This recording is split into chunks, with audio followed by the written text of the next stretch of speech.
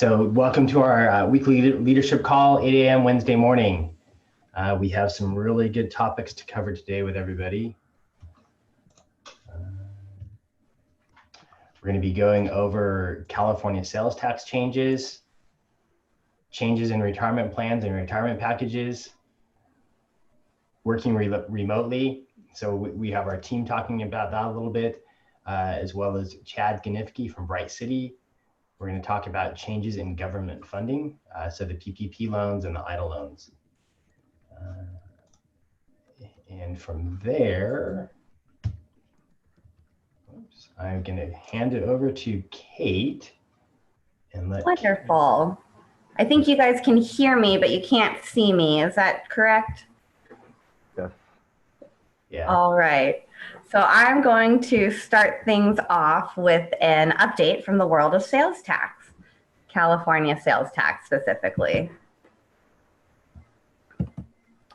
And all right, so California has extended the first quarter sales tax filing for 2020. This is an automatic extension for 3 months for both filing and payment.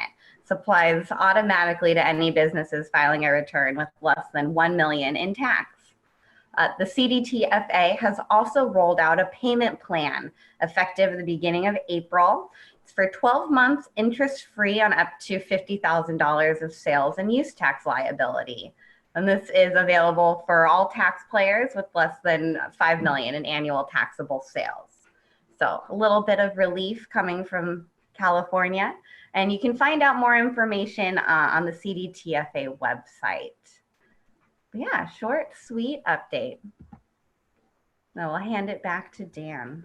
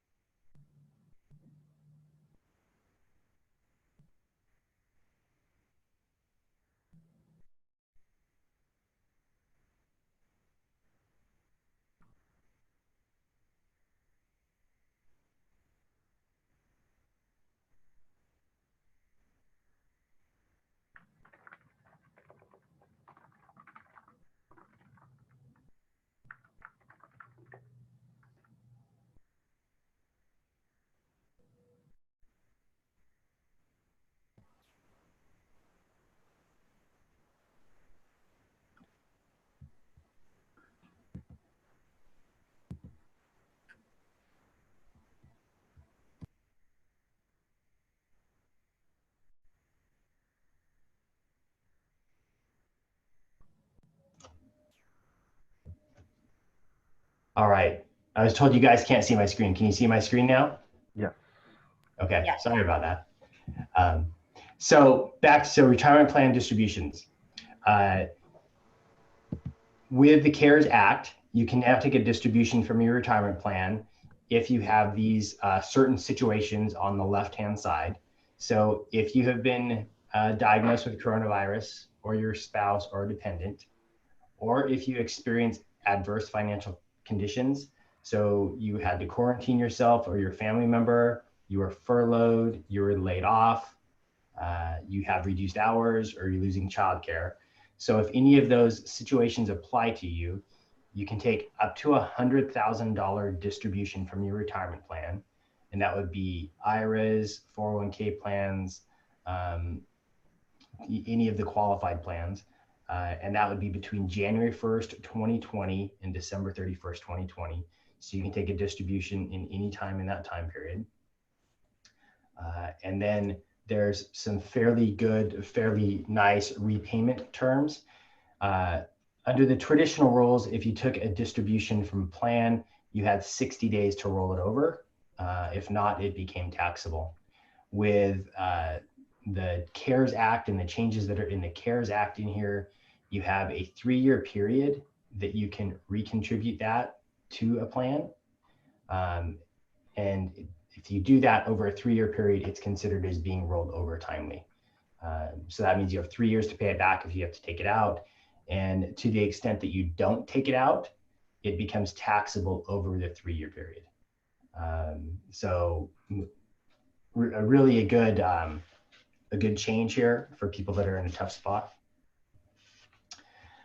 Next, and I know I've seen clients take this or use this over in previous years, where people have taken loans from their retirement plans or loans from their 401k plans. Typically, you can pull out up to $50,000 from a 401k plan or retirement plan, and they've increased that amount with the CARES Act. Now you can take a loan of up to $100,000 or 100% of the vested balance.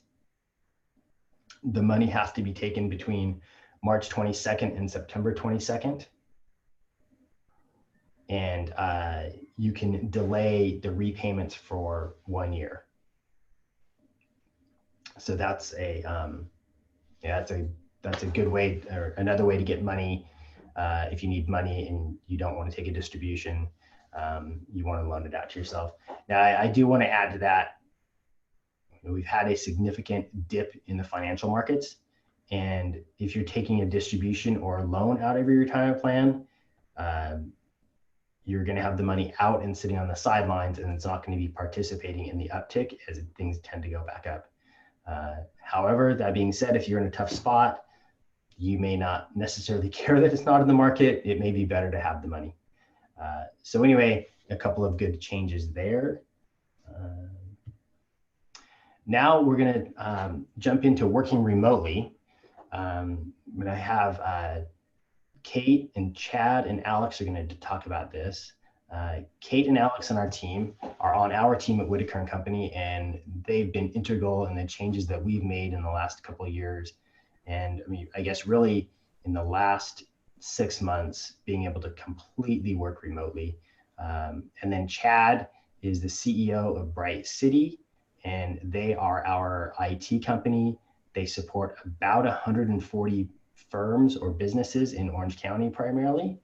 And Chad is going to speak about this from the changes that they have seen and how they're helping their clients do this. So from that, I'm going to kick it off and let Kate take it over. All right, thank you, Dan. This is just a brief overview of the topics we'll cover in working remotely. But first and foremost, we wanted to give the platform over to Chad to share his experience. Good morning, everybody. Thank you for a few minutes this morning to kind of share our story on our side. As an outsourced IT company, we definitely see quite a few interesting situations over the last 5 weeks as we've rapidly moved hundreds and hundreds of people and companies home to work. And what's interesting is about a year ago in April, so April 2019, we had our own kind of mass exit as a company. I asked the question, what's the value of working in an office together? And rather than pondering it any longer, I said, let's just try it. And I sent everyone home as an experiment to work completely virtually. We shut down the office. That was April 15th of 2019. And the experiment worked out fantastic. And we've been working remotely ever since. So we've had some interesting transitions and things of that nature. to just even in our own personal story. So I'll kind of maybe share a few things that we've done, we've had happen, and what we've learned in hopes that it might benefit you. So one thing, one of the gentlemen, Jimmy, love Jimmy. He's a fantastic guy at Bright City. He was apparently clocking in around 8 o'clock and then falling asleep in his bed because he was clocking in from bed. And around 8:45, we're looking for Jimmy. We need him on the phone, and we can't find him. And lo and behold, he is fast asleep. So running into that situation, we actually put something in place that every single morning, each of the small teams, we support clients in small teams. Each of the small teams has a daily stand-up, a daily webcam on call through a program called Microsoft Teams over video chat. And it's just a way of asking the question, hey, what was your day like yesterday? What do you got on the plan today? And are you stuck on anything? And it's just a great way for the small teams to, one, you're accountable for, I am up, awake, I can see you. And then two, just to maintain communication throughout the kind of the start of the day. Another area that was a change for us is, as a business owner, I went from kind of managing what I'll call butts in the seats to managing really kind of is true work being done. I can't see you there all day, every day. So is work being done? And there's a book by Stephen Covey called The Speed of Trust. And I'll give you a brief little short story within that book. There was a submarine captain who was kind of the not doing well in his position, and so he was demoted to a lesser submarine. These submarines were nuclear, and in his demotion, he was transitioned to this submarine that was 6 months away from its every, call it 4-year safety check, because of nuclear power. And in his last position, it took him 2 years to prepare the submarine for this safety check. He was given 6 months as he was transitioning to this new role, this new ship. And so he basically was given an impossible task and was set up for failure. So he made a change, which I think is applicable to our working remote kind of concept. And he called all of his senior officers into his office and said, okay, going forward from now until the next 6 months, I don't want you to come to me with any questions. I want you to come to me with what you hope to do or what you plan to do, and then I'll give you the thumbs up or thumbs down. And he said, you know more of what's going on in the front lines than I do. I want you to make decisions and move things forward rather than have it, the question weigh on me. And basically move forward. I trust you, move at the speed of trust. The short story, the end of it is, upon his final safety check, that submarine scored the highest. One, they made it in time. Two, they scored the highest safety rating in naval history at that time. And they were able to expedite it more quickly than ever before. And the whole summary and what I've learned as an owner of a business is decentralizing decisions down to the people at the front of the line, especially in this decentralized environment that we're in, working remotely, has just allowed me to maintain speed with our clients and make sure that customers are getting taken care of, whatever the case might be. So that's just been a good lesson from my perspective.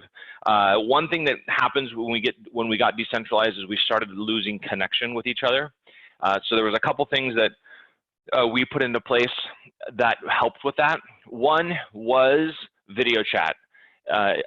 Everyone seems initially, and even still today a little bit, for whatever reason, people just have this level of, it's a little bit uncomfortable to turn on your webcam and show your face sitting in your home.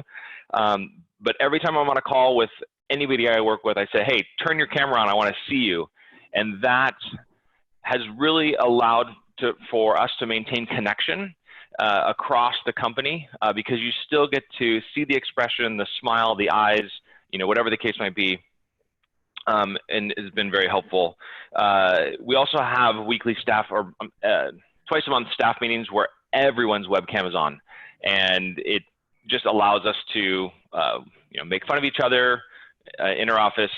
Stupid stuff still happens a little bit, and just again continues to kind of create that culture. So on the technology side, we've had people struggle moving home, and security is probably the #1 issue that we're seeing people that is, I said, cause of a concern as an IT consultant. The rush to get home has diminished. Speed has come first, and security and making sure data is protected has become second. And so, just as my encouragement to everyone listening, get with your IT professional that you work with or as a team, and just walk through, am I set up secure? Is my customer and data within my business still being accessed securely? Now is a great time to ask that question and just kind of go back now that everyone hopefully is home and being productive, or if you are in that process, be sure you're asking those questions. So hopefully that was helpful. Thanks, Dan and team, for letting me have a few minutes, and best of luck to everybody. Thank you very much, Chad. Kate again, I will jump back in.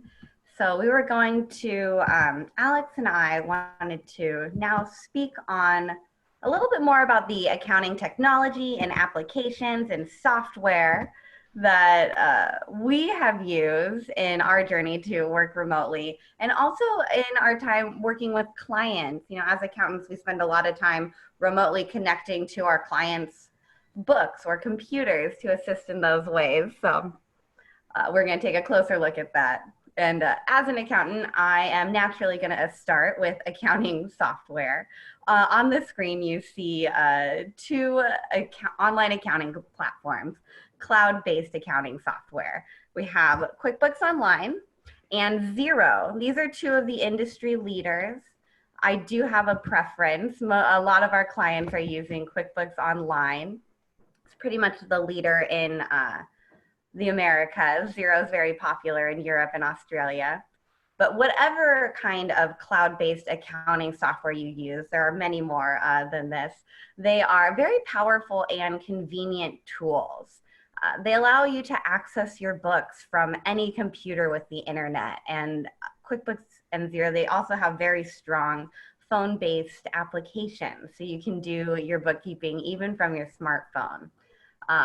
They're not just for small businesses. We've seen clients manage 40 million plus in revenue through QuickBooks Online. And it's really a great way for a remote accounting team to be able to work efficiently and come together in one place. Another tool that we use a lot are virtual computer connections. TeamViewer, Right Networks, and Remote Desktop Services, RDS, are a few that our team has experience with. These tools are really strong because they allow you to access desktop-based accounting software from another machine. For example, if your office computer hosts your QuickBooks desktop, you could install TeamViewer on your office computer and on your home computer, and then access your desktop software from your home computer. Right Networks is really powerful. It hosts a cloud-based server, so you can log on and access a remote desktop. And you can also utilize these technologies to just simply share screens. If you're collaborating with a colleague or a client, TeamViewer is great. You can log in and take control of their machine or just see what they're doing. These are great for collaboration. And speaking more of collaboration, much like what we're doing right now, online meetings and screen sharing programs are really important to keeping a spread out team connected. At this point, I wanted to pass it off to Alex to let him share some of our team's experience with these different applications. Hello, I'm Alex.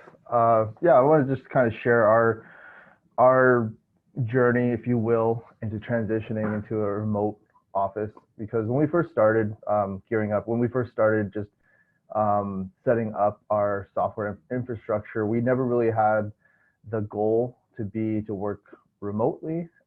It was kind of a call to action that was thrust upon us, and here we are. I mean, 6 weeks ago we weren't even considering it. Here we are in April, and we're fully remote. And a lot of that is facilitated by some of the programs that we had implemented previously and we're using already, such as the remote desktop, which we happen to be using internally already, even though everyone was coming to the office.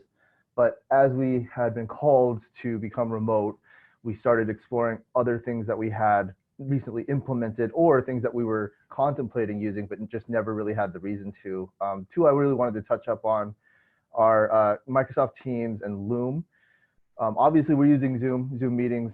Zoom is really hot right now as far as online meeting software. GoToMeeting is a competitor to Zoom.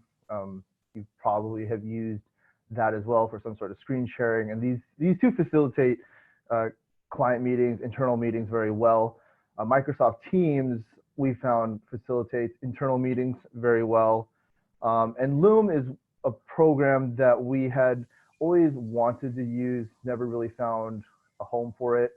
And now that we're working remote, we've actually kind of found well, for those of you who don't know, Loom is a recording software that you can record your screen share and kind of save it as a video to be watched later. And we found a good use in that for us to conduct a one-sided tax return meeting with the client, go over the tax return, review it with them. And instead of giving them an email, a big lengthy email with all of our thoughts and all of our what we anticipate our questions, we can just record a video, walk the client down the tax return as if we're having a face-to-face meeting, and then they can watch that pre-recorded video at their leisure. It's a software we just discovered recently, and we've always wanted to use it. And now being in this current remote environment, it's starting to show its value. And so we're going to probably look into implementing it even more. So these are most of our online meeting and screen sharing that we're using currently. Join Me. I just know it exists. I've never personally used it in Cisco WebEx. I've never personally used, but these are also online and screen sharing software. Wonderful. All right. Just one more thought about Loom. It's a great, really strong training tool. Oh, yeah. I've utilized it both in training colleagues and clients.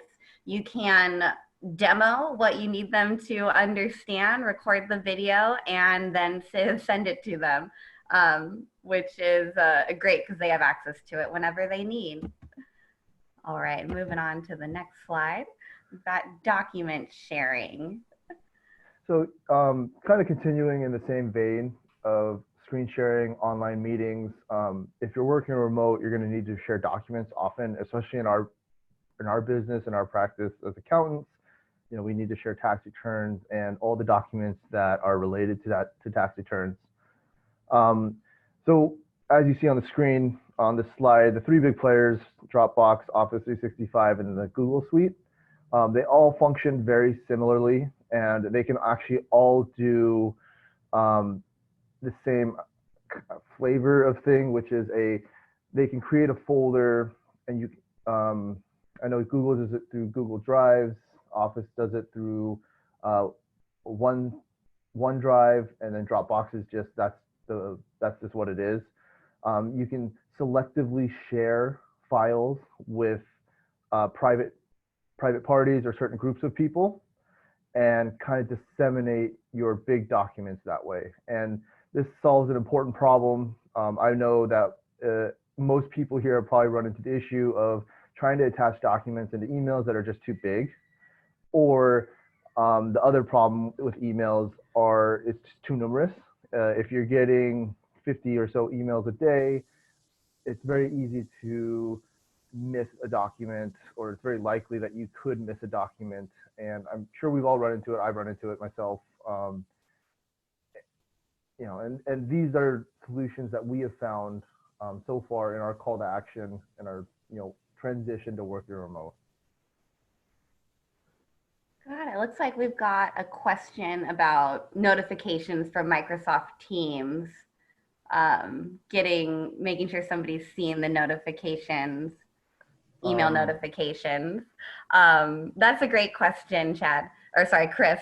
And our team did struggle with that when we first implemented Microsoft Teams. The notifications did seem a little random. You would reply to somebody in a chat and they might not have seen the notification.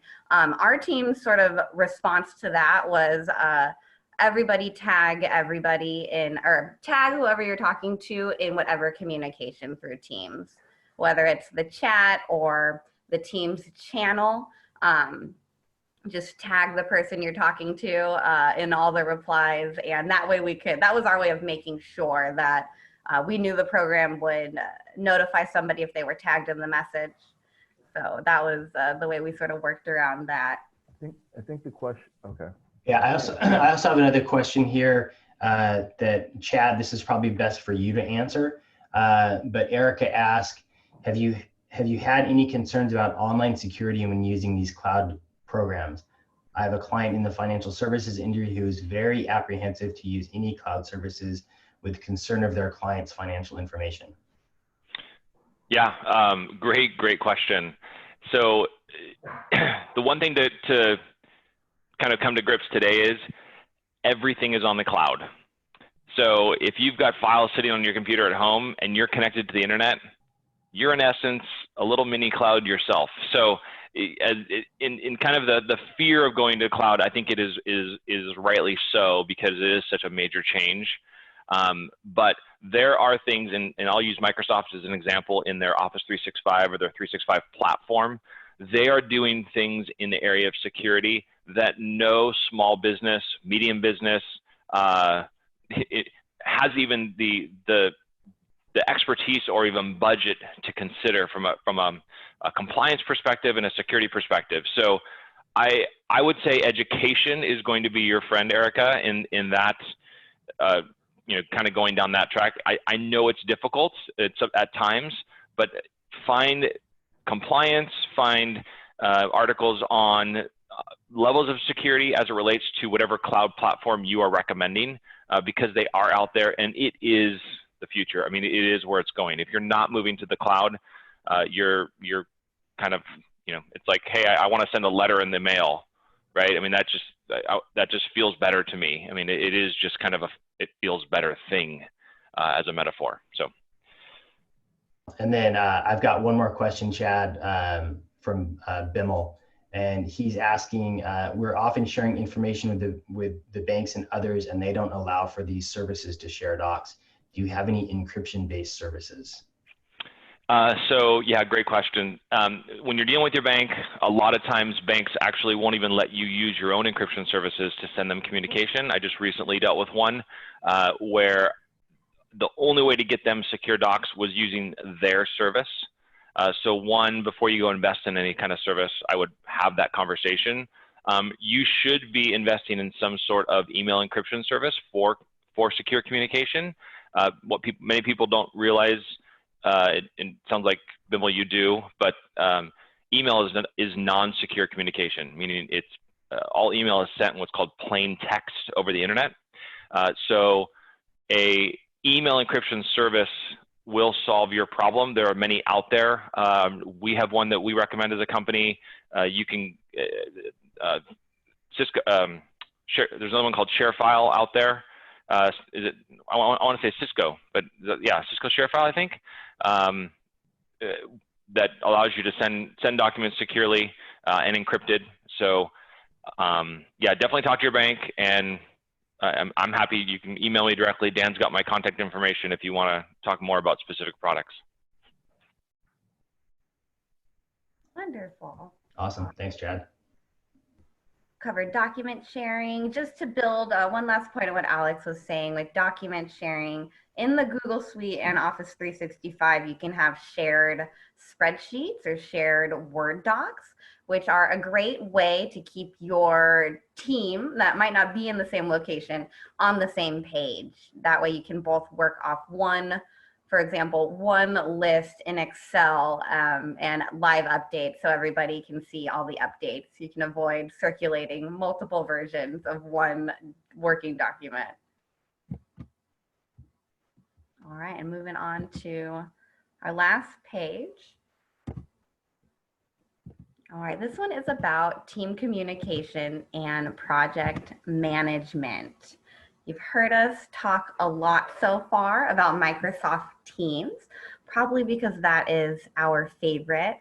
Whittaker and Company, inspired by Bright City, moved to Microsoft Teams before we transitioned to working out of the office, and it has really facilitated great teamwork amongst our team. And I will pass it back to Alex to build on that or add on that. Yeah, so I guess just to kind of give a little color context, I've alluded to it before, but you know, six weeks ago, before the pandemic broke and all this stuff, you know, we were talking to Chad, and we were inspired by what his team had done back in April, going completely remote and you know, going officeless. And you know, for me at the time, imagining an accounting firm without an office seems kind of silly. You know, how can that even be? You know, and all of that fun stuff. But I was really inspired by that concept, and even if we could adopt, you know, bits and pieces of it, you know, for me it was utilizing Teams and utilizing pieces of Bright City's strategy to kind of facilitate it. But little did I know, when we kind of implemented it, we rolled out Teams, I think, in January, and then we transitioned to Office 365 and updated our remote desktop about the same time. And you know, little did I know in that couple months that we were kind of laying the groundwork for a full remote transition, for when the time came for us to, as an office, to say, hey, is this something that we should do? Is this something we could do? With the foundation laid and the groundwork here, it seems at least possible, and you know, we should be able to try it. Obviously, we tried it, we did it. 4 or 5 weeks later, these have been kind of the linchpin of what has made it so that we could go from a firm where working remote was a fantasy to a reality. Kind of, I mean, it really happened over a weekend. You know, Dan and I were talking on the Friday before, and, you know, hey, is remote really a possibility? Is this something we're going to do? No way, no way, no way. Why would we do that? And then come Monday, it's, you know, we you know, we're watching the news, we're watching our leaders nationally and statewide, and you know, California's taking this seriously. We as leaders should probably take this seriously too. So I kind of, you know, I'm just kind of sharing an anecdote from our experience using Office 365, Microsoft Teams is kind of the underpinning groundwork that kind of facilitated our ability to do this. Office 365 Planner is something that we're experimenting with as well. I've been experimenting with it personally. I mean, it is what it sounds like. It's a planner, and it's integrated with Teams. It's integrated with the Office 365 suite. And in my opinion, it's probably the first logical new app that you can jump into the Office 365 that can start better helping you build a remote project management and communication system. Slack is on here. We have not personally used Slack, but Slack is the direct competitor to Teams. I think Slack actually is what came first. Teams is Microsoft's response. And Basecamp, I'm going to let Kate speak to Basecamp. I've never actually personally used it. Yeah, so I utilized Basecamp at a previous job. It's a project management software. It was a small team. I was actually working at an indoor trampoline park, a small management team managing many different problems and problems that came along the way and projects. I really liked it. It was a great way to get everybody in one place, assign to-do lists, schedule those to-dos, stuff like that. Office 365 also has a to-do list function, which is very useful, sort of functions a lot like Basecamp. But yeah, I just wanted to throw that up there to share another experience. As you can tell, a lot of three of the five logos on this slide are Microsoft based. So you can our bias is showing a little bit, but the whole the Microsoft suite is really powerful, and the way they've moved to hosting things on the cloud make it really convenient to work from home. And I want to take a moment and respond live to one of the Q&As we got, a question about QuickBooks Online, if the interface does well with legacy ERP systems, or if it really is just speaks to them through data dumps with Excel. In my experience, QuickBooks Online, when we're dealing with ERP systems, the answer is the answer is it depends on your ERP system. But the answer is most likely they're not going to talk nice to each other. You're probably looking at data imports, utilizing Excel or CSV files. But that does bring me to a point that I forgot to mention on our slide about cloud-based accounting software. When you move to something like QuickBooks Online or Xero, in addition to opening up the convenience of being able to access your books from any internet device, you also open up a whole environment of applications that will sync with your accounting platform and play really nicely together. QuickBooks Online, who's owned by Intuit has a whole menagerie of applications that work really well and integrate really well with QuickBooks Online. Xero has the same thing. There's entire conferences hosted each year. Xero has one and Intuit has another where everyone comes together and can see all the different applications that sync. But for example, with QuickBooks Online, I helped a client design and implement their accounting software was QuickBooks Online. Employee time tracking was done through T-Sheets, which synced right into QuickBooks Online. Time data imported, Intuit assisted payroll, processed the payroll automatically. And then we had Bill.com, which handled their bill pay and synced all together. So there's really a lot that you can do as you start exploring different apps and different sync points, and sort of the jumping off place is your cloud-based accounting software. So thank you very much, anonymous attendee, for that great question. All right, and that is team communication and project management. I'll get back from my detour. All right, and so our last slide, we did want to take some time and talk about something that you might not think about when you're considering moving from home, which is actually your home workspace.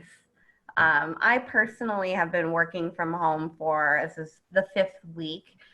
Prior to this, I never enjoyed working from home. I always felt more productive from the office, much more focused. So it was really a challenge. My husband moved to working from home as well. So we're currently sharing an office. One of the first things we noticed that we didn't have were comfortable chairs.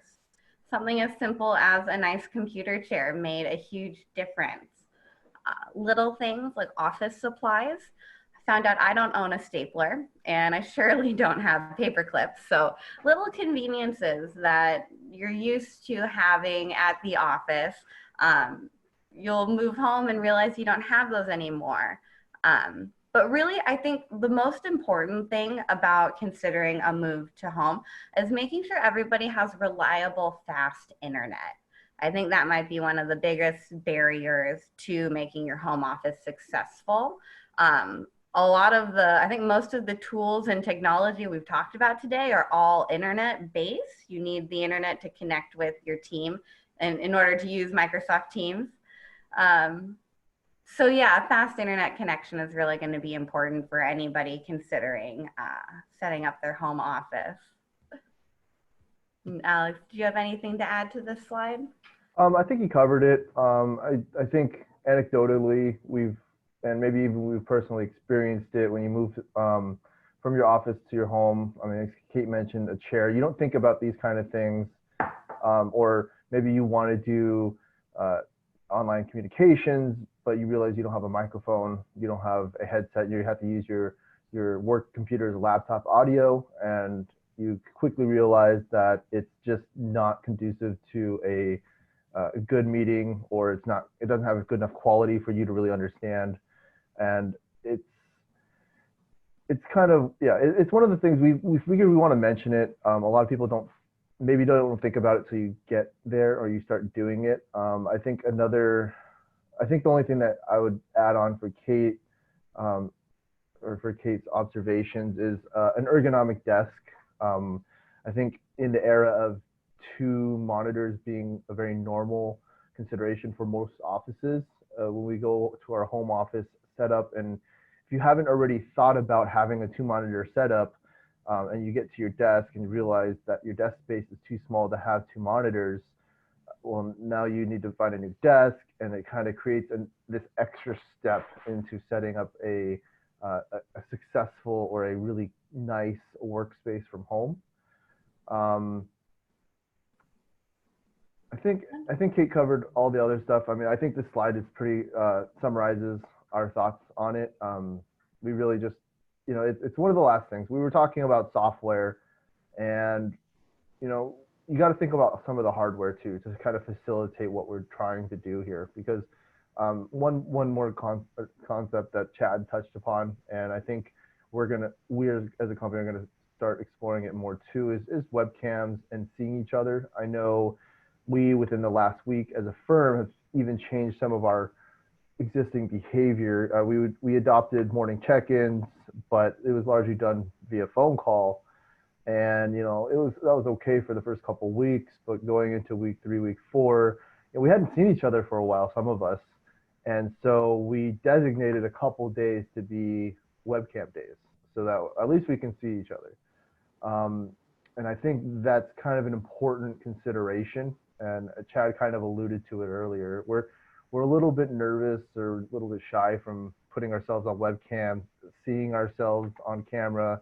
But I don't know, I guess like with most things in this new age, you kind of get used to it. And most of the time you probably don't look that bad, as long as you got up and did your basic morning routine. So I think webcams are kind of a very important part of maintaining some of the team unity, teamwork. I don't know, keeping the team together. It's important to see faces. We're social creatures.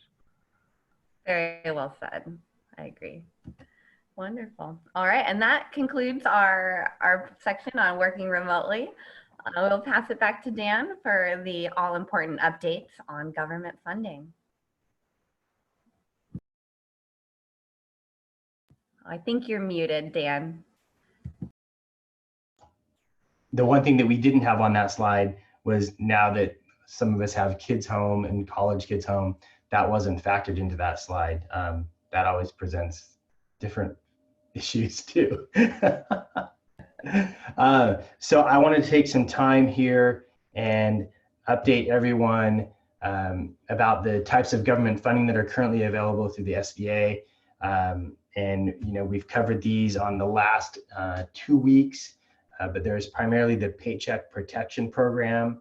The Paycheck Protection Program was set up by the CARES Act, and that's $350 billion that has been set aside by our government, and you can apply for those loans directly through your bank. And then the first things that were put out there were the EIDL loans, the economic injury disaster loans.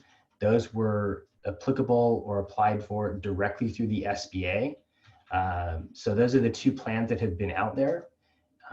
And we did a survey. So I think many of you guys got the survey, many people participated, but I wanted to see who was receiving money and how this process was going. So as of last night at 9 o'clock, 48 people had responded to our survey. Of the 48 people that had responded, 37 had applied for the PPP loans through their banks. 8 had received information from the bank that they had been approved, and 3 had been funded. So of those 3 that were funded, one of those was a client of ours that had 8 companies. But anyway, it was 48 responses, and of the 48 responses, 3 37 applications and 3 had been funded.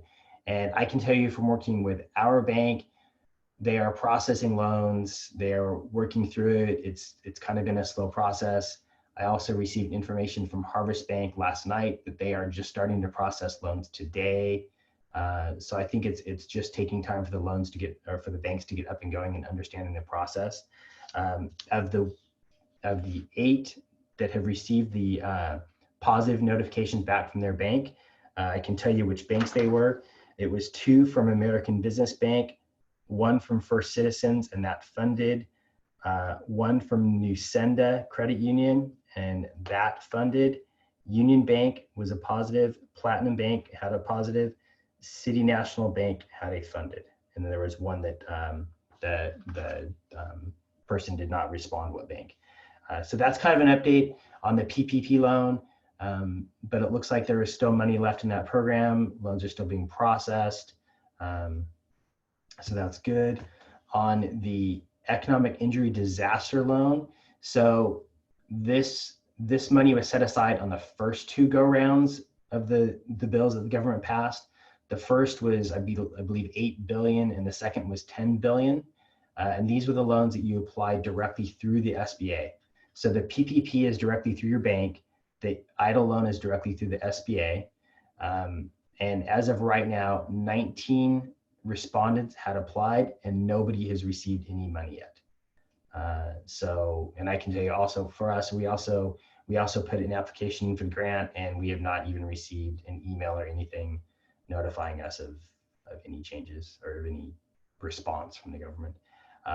So from that perspective, looks like the PPP program is working, and the EIDL program is, directly through the SBA, and that's looks like they were accepting applications, and there's no real action on that yet. But that is the update on the government funding, and I think with that is all we have today. So I appreciate everyone jumping on and hanging out with us today and asking questions. Hopefully we answered your questions. If you guys have anything you'd like to add, shoot me an email. If you'd like us to cover anything on next week's call, let us know. Glad to put information together, research for you guys, anything we can do to help our clients and help the people that we work with. Again, thanks for attending, and have a great Wednesday, everyone.